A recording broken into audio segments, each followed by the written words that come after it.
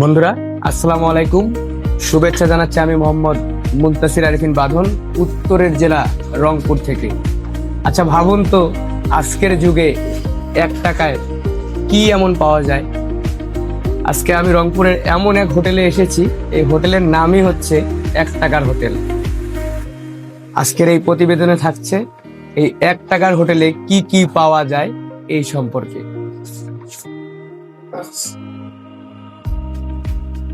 রংপুর শহরের লালবাগ এলাকায় এই হোটেলটির অবস্থান।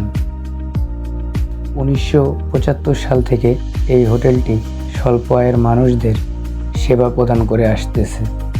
এই হোটেলে 1 টাকার কিছু জিনিস পাওয়া যায়, তার মধ্যে পেঁয়াজি, রসুন বড়া, বেগুনি, আরও অনেক কিছু।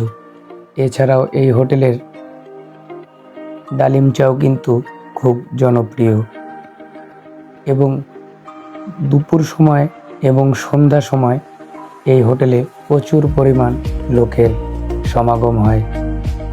এমনকি বসার জায়গা পাওয়াই মুশকিল হয়ে যায়। প্রজন্মের ঐতিহ্য বজায় রেখে তৃতীয় প্রজন্মে এসেও এই হোটেলটি আজ পর্যন্ত মানুষকে স্বল্প মূল্যেই খাবারের সুবিধা দিয়ে যাচ্ছে।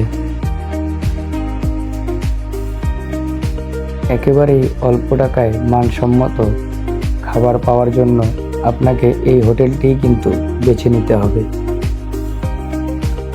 তৃতীয় প্রজন্মের ধারক ও বাহক হিসেবে বর্তমান সময়ে এই খাবার হোটেলটি গোলাম রব্বানী পরিচালনা করে আসতেছেন।